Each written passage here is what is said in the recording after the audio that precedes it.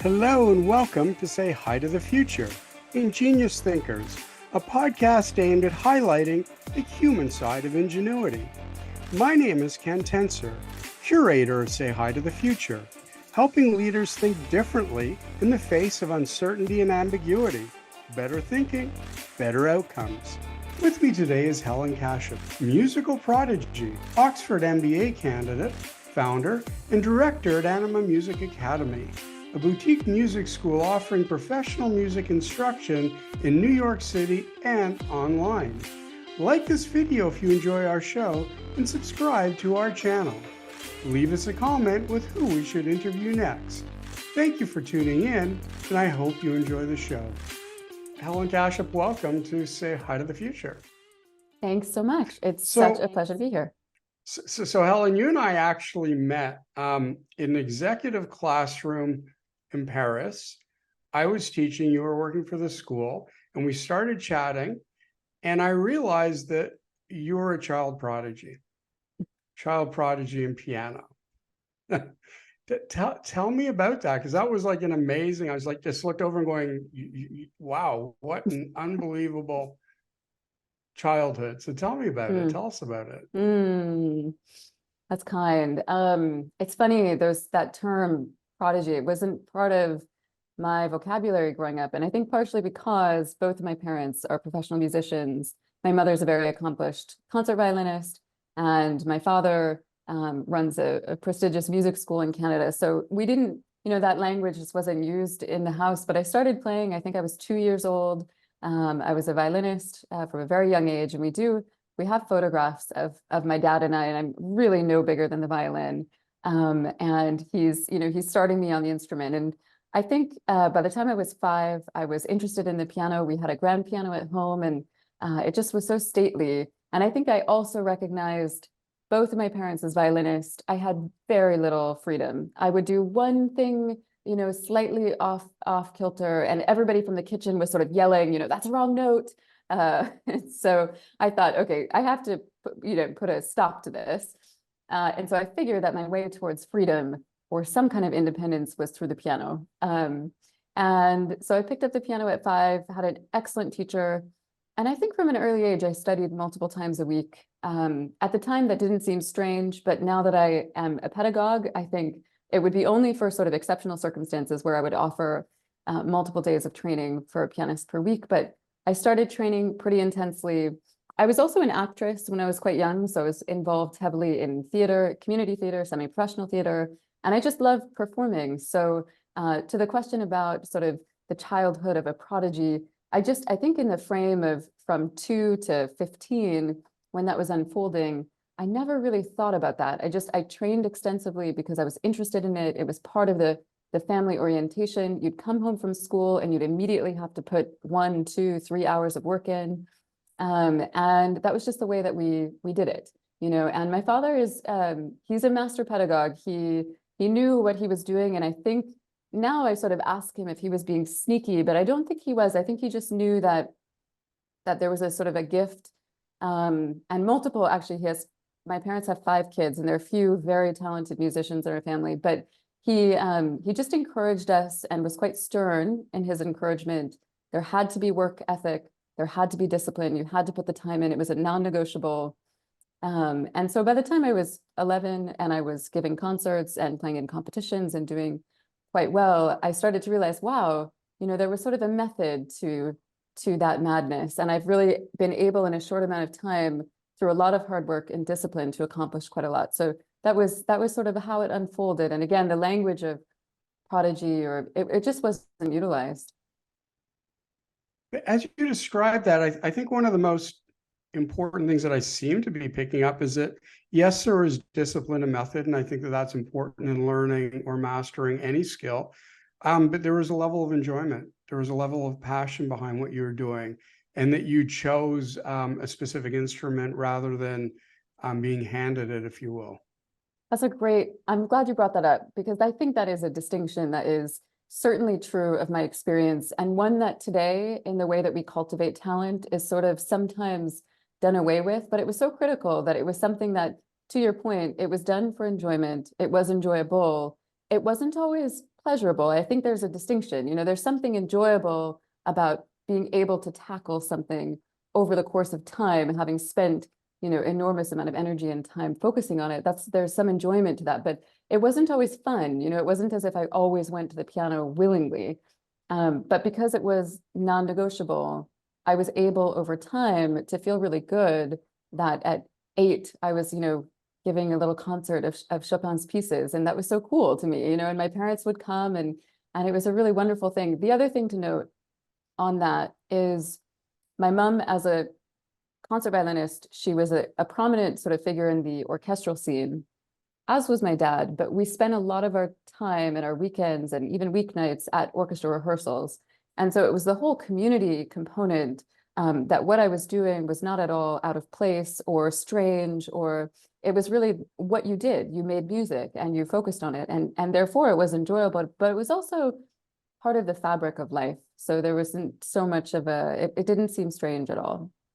So what does or should music add to the fabric of life? It's a beautiful way of putting it, not just for yourself, but for a community, for us as individuals. I think that's a great question. It could be answered in many, many ways. If the question is, what does music do, or what does it contribute to the fabric of life? I think, again, many different frames that you could approach that from, but I think from a personal lens, and potentially putting myself back in that space, music was as a sort of vehicle to develop many critical skills that later on actually became really instrumental. And again, one can approach this question from many different ways, from sort of a macro lens and approaching it very personally. But I think that the connectivity to it very early on lent itself to developing, really strong work ethic, the capacity to focus, to have this kind of intensity of vision that is very transferable towards other disciplines. I think if I zoom out a little bit, music as a sort of community building tool, we had an excellent time as a family, as a wider community, sharing in music. It enabled us to build friendships, to really sort of share in an act of doing that was sort of beyond ourselves. And it really is aesthetically beautiful. And so I think it adds a lot of culture and beauty and history, and again, something binding that is not just conversation, but it's something beyond oneself. And so I think there is an element of real reverence there too, that is quite extraordinary. That was a beautiful way of answering it, Helen. Thank you. Thank you. So we've been talking a little bit about music and your background in music, and you're part of a different community too. You're part of the business school at Oxford, which is exceptional. So how or why the journey from music to business school? How do these things sort of play together in your life? That's an interesting question. And it's something that I'm still sort of, to be honest, still making sense of, although it feels very right. So I think there are certain things in one's life that can feel instinctively correct without necessarily having a succinct way of explaining why. And this might be one of them. But to go back, I always had an interest in business and in entrepreneurial endeavors. And that stems really early on. And I actually think it goes quite naturally hand in hand with being an artist. Because in some senses, as a young musician out in the world, playing in concerts, competitions, you're already starting, I think, without labeling it as such, you're starting to kind of think about marketing yourself and you as a brand and you as a sort of proponent of a wider ecosystem of consumption. Again, this terminology is not part of the musical discourse, but I think that's from a sort of MBA perspective, or the lens of business, that's really to some extent what it is. And that came quite naturally to me. And I also enjoyed that aspect of it. And then when I was old enough to be out in the world and part of sort of the commercial landscape of things, I was, the first one to elect myself to work in the world, non-musical world. And we had a very good neighborhood friend that had an upscale eatery, and I just was so excited to be part of the ecosystem. Can I hostess? Can I work in the summertime? And I was much too young, but they saw the savvy and they sort of put me to work on various things. And I was really, really interested in, and I did whatever I could then. Then I was a hostess at a very upscale dinner club. And I loved interacting with people. I loved hearing the stories and sort of seeing and being around the world of business, which was sort of funny because it was clear that my path was very defined in the arts. I was also I was a very serious and studious student. So I was excelling academically as well. And there was no need necessarily to be part of this other world from such a young age, but I was really savvy to be so. And I think it started young. I ended up working in fashion, did quite a lot of work on initially on the sales side and excelled at that. And then I was really interested in retail and consumer, particularly in the luxury sector. So I continued on in various roles throughout my studies at McGill and beyond, working in consulting, working in merchandising and buying and holding accounts, and ultimately worked for Theory in New York when I got to New York. And it sort of ran concurrent to my musical endeavors. And I never quite spoke about it because not for any reason of being ashamed about it, but I didn't quite understand how it fit into the narrative of being a pianist. And so I just sort of excluded it from that conversation. But the truth of the matter is, from a really early age, I was building this sort of portfolio as a business person, as a salesperson, and really defining my worldview of the consumer and how business worked in that ecosystem. So when it came time to make a choice about what I wanted to sort of fully do as an adult, I was overwhelmed by these sort of thoughts that were in tension with one another, which were to pursue the piano career, which was already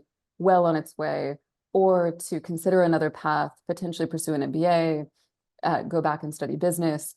And I didn't, at that point, it was sort of a fallacy that it was a choice because as I said, I already had a career in motion. So I didn't feel as though I had the choice.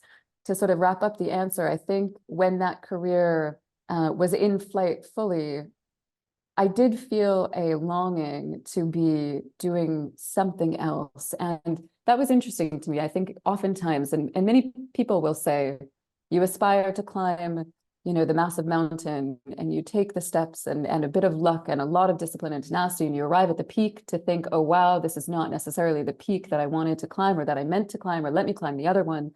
And to some extent, that's sort of what happened. And so at the height of my piano career, I thought, oh, wow, this is interesting, but I don't think it's it. So I had to sort of think about, well, what then? And it took me some time. I moved to New York. I opened a music studio. That was really a business, so I got my sort of hands into the thick of the business of things while keeping it on the creative side.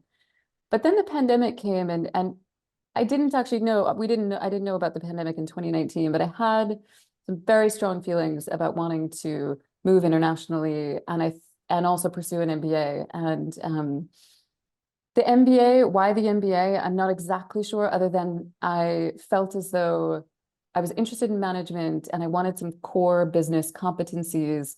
And I didn't necessarily want to spend 4 years doing a business degree, but I wanted to sort of work at that sort of higher senior managerial level. And so the MBA seemed correct. And I put my application in. The pandemic happened. It kind of helped disconnect me from the world in New York that I'd spent a long time creating.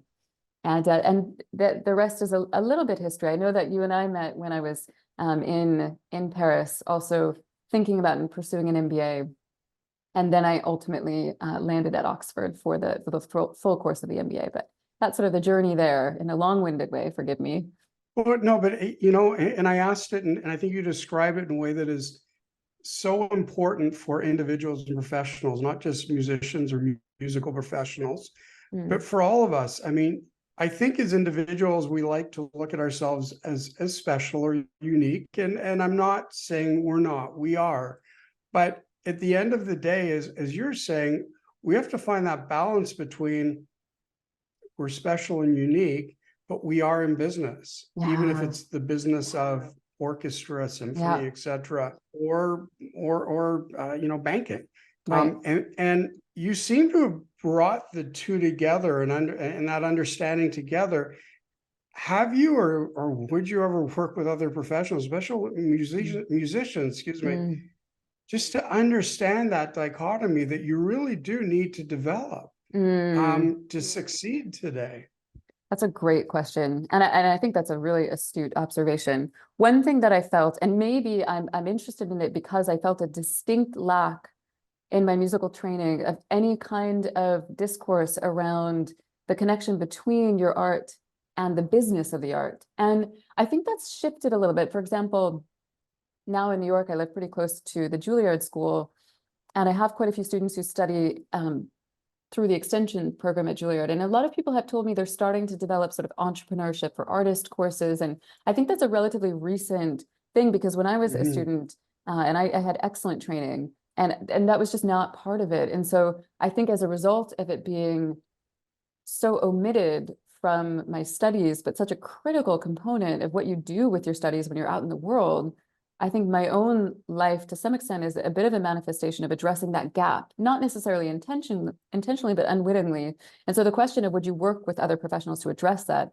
I think there actually are trained professionals currently doing that, and more of that, because we realize that if you want to succeed in this incredibly cutthroat world of musicians, where technology is increasingly, I think, rendering quite a lot of the creative arts obsolete, you're going to have to find a way to be a savvy business person.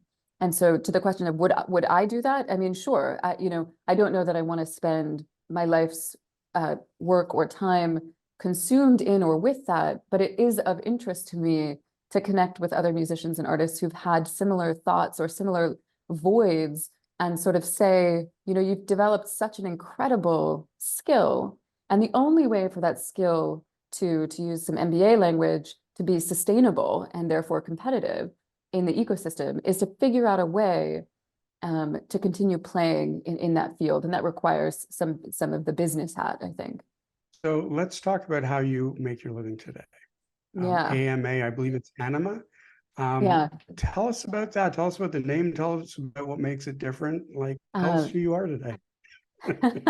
Well, that's an ever evolving and shape shifting answer. And actually, there are some things in the pipeline that are different from what I'm currently doing. So I'll answer your question though head on. I actually went into the MBA thinking and very much focusing on going into consulting post MBA, which is sort of the traditional post MBA pathway. It was an intense year at Oxford, and I was supposed to also be concurrently applying for consulting roles. And so there was this real juggling act of how much time do I commit to the MBA and how much time to the application process, which I found actually quite frustrating because I was really invested in the MBA. So I did a few consulting interviews with some very significant and big firms, and I was grateful to have gotten the interviews. And then it came about June, and I started to think about, is this really, I mean, I really respect consultants. I think some of my closest friends and some of the most intelligent people I know work in consulting. But I started to think, is this really what you want to be doing after the MBA?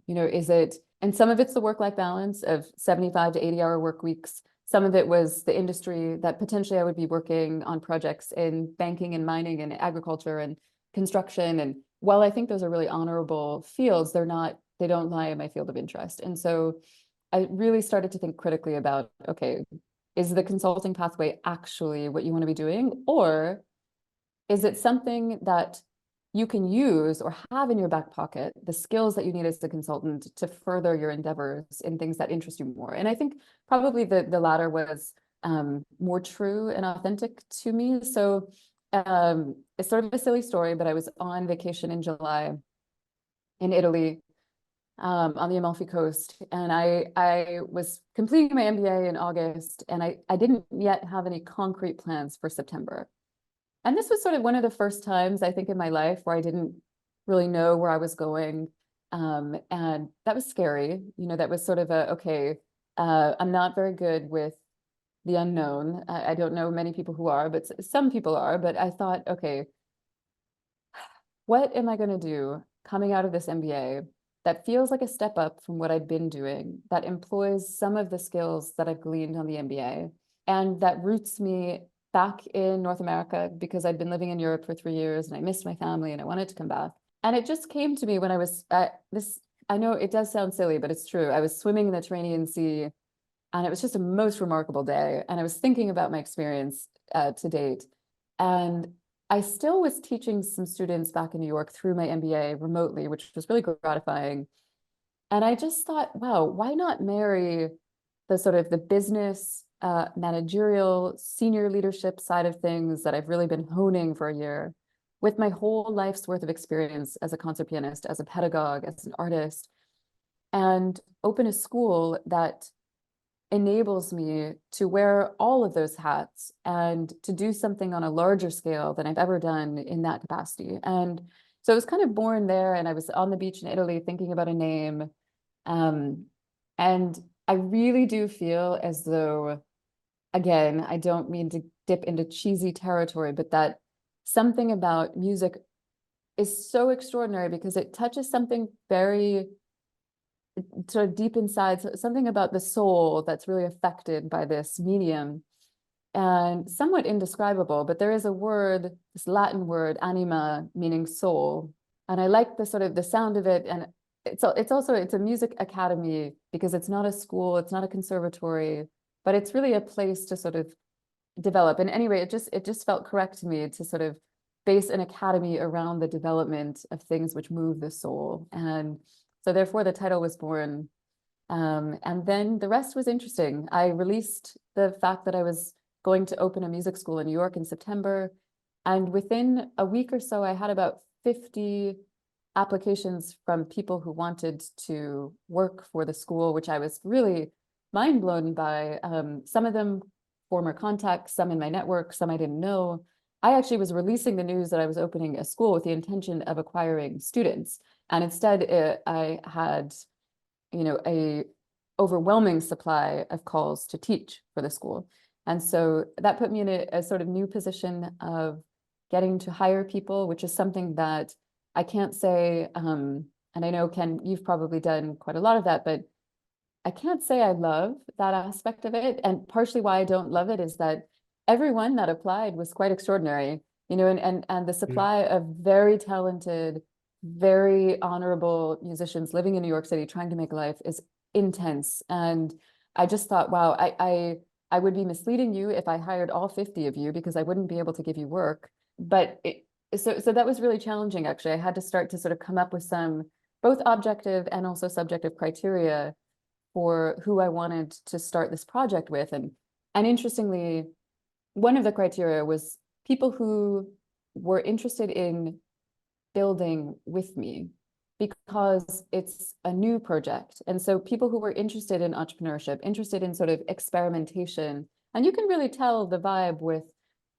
people, so I had some amazing applicants who really wanted to step into something that was already a full, well-oiled machine. And I was very much like, I respect you, and this is not the place for you now. It might be in the future, but not now.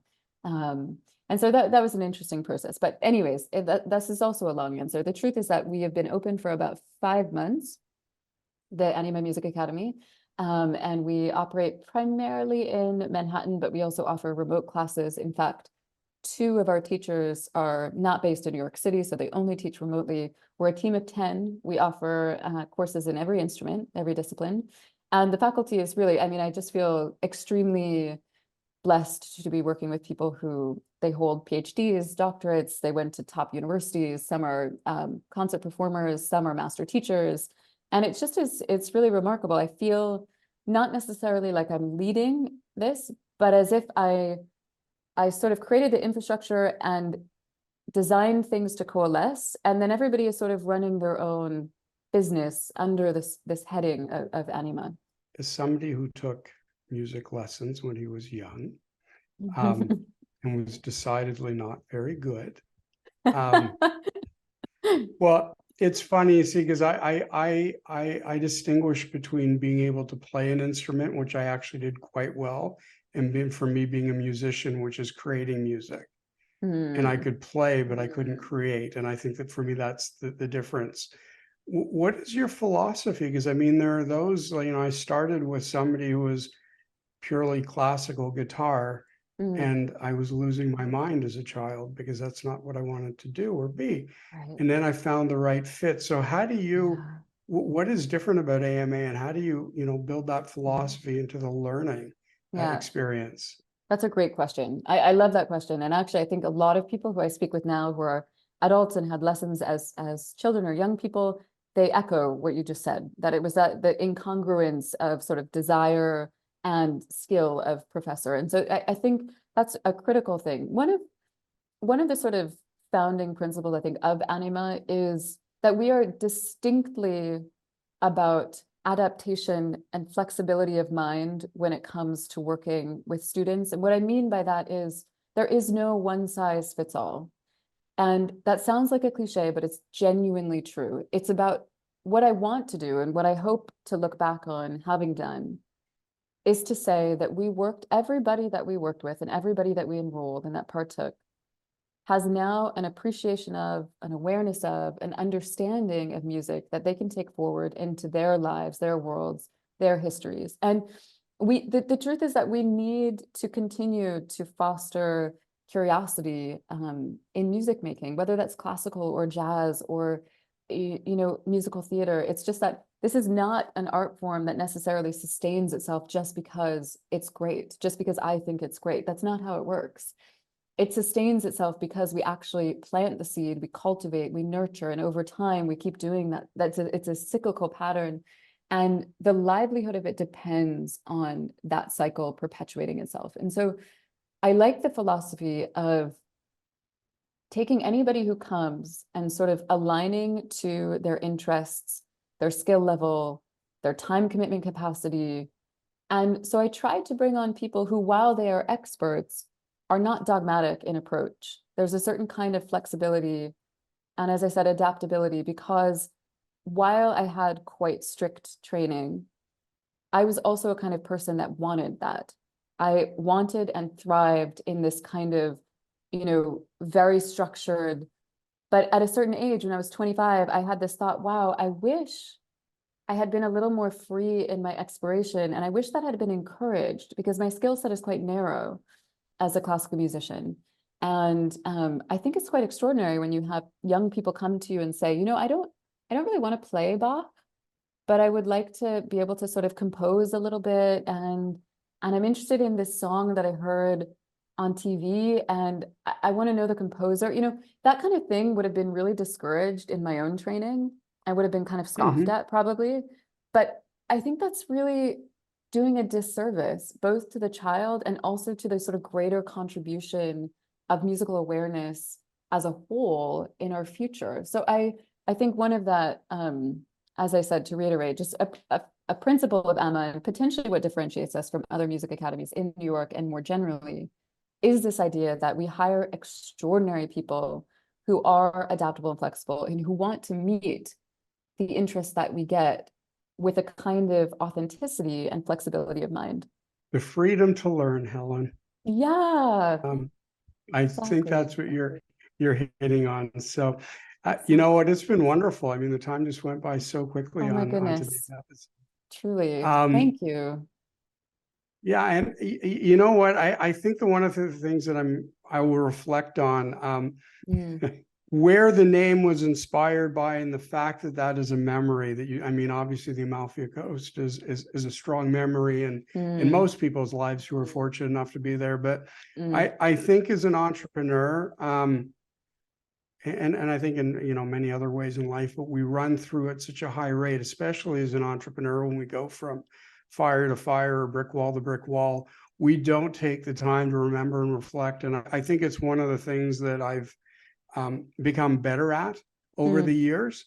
And the fact that you are doing that now, I just want to encourage you to do that more and more through your journey. And thank you so much for being a part of this. That's an extraordinary reminder and reflection. And I will continue to do that more because I think you're right. A lot of it is so consumed in just day-to-day operations of, as you say, sort of putting out fires or building the next ladder.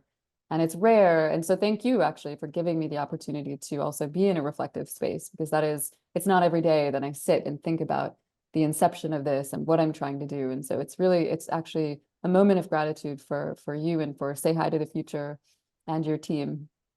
Thank you, Helen. It's been a pleasure. Great. We'll talk soon.